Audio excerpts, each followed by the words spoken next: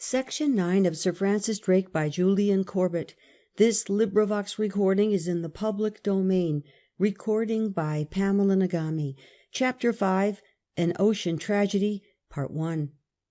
In days when the earth seems hardly to have a secret still unprofaned, it is difficult to grasp through what a world of shadowy terrors Drake had resolved to push his way. Yet we may conceive the strange fancies that mixed with the music of wind and wave, of trumpets and violins, as he paced the poop of his little flagship and watched her four frail consorts rising and falling to the mysterious swell of the Atlantic. Since the discovery of the New World, no event had so profoundly moved men's imagination as Magellan's great achievement 60 years ago. Till then it was believed that America was part of one vast continent that covered all the South Pole and was one with New Guinea, and even now geographers taught that there was no southward passage from the Atlantic into the South Sea except by the narrow strait through which the great Portuguese discoverer had passed to find the Old World beyond the New. Time after time the most renowned officers in the Spanish service had attempted to follow in Magellan's track, but even those who succeeded in passing the strait had demonstrated with disaster the impracticability of the route. For a generation it had been abandoned. The riches of the South Sea continued to pass overland by nombre de Dios, and primeval silence had once more settled upon the desolate shores of Patagonia. To the real and known difficulties of the navigation, the science of the day added all the terrors of its naive deductions. The primum mobile was supposed to set up so violent a westerly current that even if a man passed in, he could never return. So great was the dread the idea inspired that Magellan had been compelled to hang 2 of his chief officers before he could proceed, and the last attempt to penetrate the passage had been frustrated by open mutiny. For those who had no science, myth and legend provided horrors in plenty.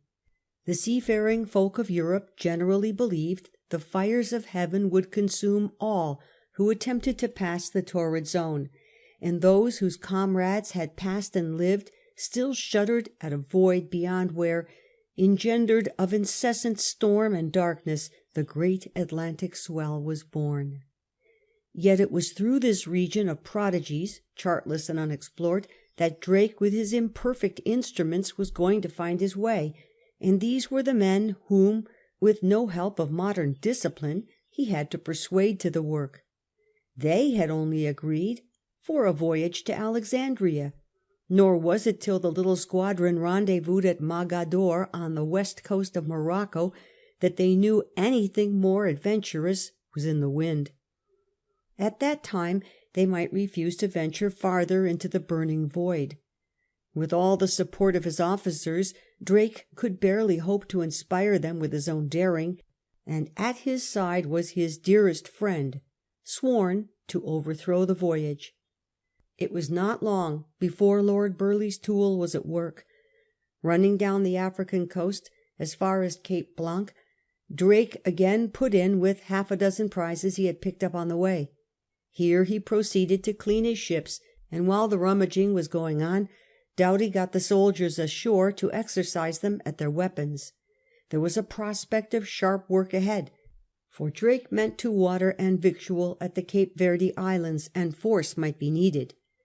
Mayo, which was then a notable haunt of pirates, was the first point attempted, and here Doughty, with Captain Winter in his company and some 70 musketeers, was landed to scour the island for provisions.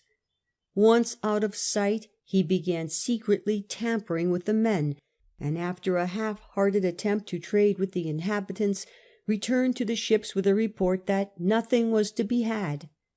It is possible that this unsatisfactory performance already aroused Drake's suspicions, but the constancy of his friendship suffered him to give no sign, and when next day off Santiago a rich Portuguese prize bound for the Brazils was captured, Doughty was placed in command. Besides silks and other valuable goods, it contained all the stores which the fleet needed, with the exception of such things as were to be had in abundance at the island of Brava. Thither, therefore, Drake at once proceeded, taking no further precautions with the prize than to send his brother aboard to represent his interests. Thomas Drake seems to have been the last survivor of the 11 sturdy Protestants who had been reared on the Medway hulk, and with the exception of Tom Moone, he was perhaps the only man in the expedition on whom the admiral could implicitly rely. Arrived at Brava, Drake went aboard the prize to arrange for the discharge of the prisoners, and found himself at once face to face with his new difficulty. No sooner did he step on deck when Doughty came up and accused Thomas Drake of having pilfered the cargo. On inquiry, one of Hatton's men, who was now Drake's trumpeter, made a similar charge against Doughty, and not only was his accusation supported by others, but some trifling articles belonging to the prisoners were found in Doughty's possession. In vain he protested they were presents. Where prize was concerned, such a defence was inadmissible, and Drake flew into a passion. He told his friend plainly that it was not Thomas Drake, but Francis, that he meant to disparage. He accused him of seeking to sap his credit with the fleet, and swore by God's life he would not have it. For unlike the later Puritans, Drake was no precisian. He could swear like a gentleman, and on his occasions used his fashionable accomplishment with some freedom. Still, it was not his way to bark without biting, and he ended his outburst by ordering Doughty aboard the flagship and giving the command of the prize to his brother. With the exception of one smack, which had been exchanged for the Christopher pinnace, the whole of the other captures had been already dismissed. But the Brazil ship so nicely suited Drake's needs that he had resolved to attach it to the squadron as an extra victualler, and before leaving the confines of the old world, where now they were, he set at liberty all his prisoners. Drake's gentlemen were not a little astonished at his clemency.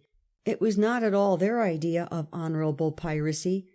Some of the Portuguese passengers were men of wealth and position, yet not only were they discharged without ransom, but a newly set up pinnace was given them that they might get back comfortably to Santiago.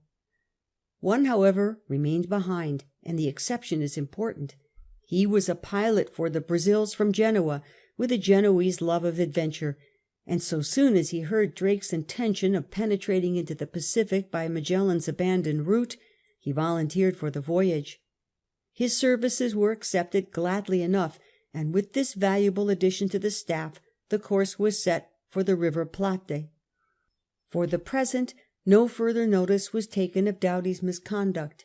Mr. Vickery, one of the barristers who had volunteered from the Temple, interceded in his behalf so successfully that Drake left him in peace on board the Pelican, while he himself sailed in the prize. But his forbearance was of little avail.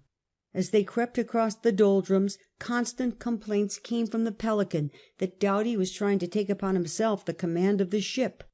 The gravity of the situation lay in the fact that the position of soldiers and gentlemen volunteers on board ship had not yet been determined, and the consequent jealousy and insubordination were exactly the instruments best suited to Doughty's hand. It was a question of extreme delicacy, and on its right adjustment the efficiency of the navy hung. At Brava, Doughty had begun by assembling the Pelican's crew, and while charging them to look to the master in all matters of seamanship and navigation, he had given them to understand that he was there as Drake's deputy to exercise the powers of life and death contained in the Queen's commission. In the absence of the captain, Doughty may really have thought that he was entitled to command. Lieutenants had not then been introduced into the sea service. The second officer of the ship was the master, invariably a practical seaman. But in the Spanish service, seamen had always to give place to soldiers, and as Spain then set the fashion in all things military, Doughty probably thought it a duty he owed to himself and the other gentlemen to teach the master his place. But Drake knew better, and face to face with the question for the first time, he grappled it with all his masterful directness. No greater debt is due to him than that he successfully resisted the ideas which paralyzed the Spanish navy, and it is in that very arrogance which disgusted so many of his contemporaries that much of his greatness must be sought. For from it was bred that blustering pride in his profession which for the first time taught soldiers to respect their brethren of the sea. It was his spirit that inspired Shakespeare's boatswain. It was he who made out of the way, I say, the standing order for soldiers aboard English ships, and it is to the high credit of both teacher and taught that no admiral was ever more popular with the military than Francis Drake. As Doughty had been sent aboard the Pelican under reprimand, his case was one of peculiar aggravation, and things soon came to a crisis. The offender never ceased his pretensions, and one day so far forgot himself as to take advantage of some rough practical joke that the seamen were playing on the Admiral's trumpeter to be revenged on his accuser. The man had apparently gone on board the flagship in the course of his duty, and Drake seems to have regarded the insult as a piece of deliberate insubordination. On the trumpeter's complaint he sent a boat for Doughty, and so soon as he came alongside, without permitting him to set foot on the ship or to say a word in his defence, he peremptorily ordered him on board the victual ship in utter disgrace. End of Section 9.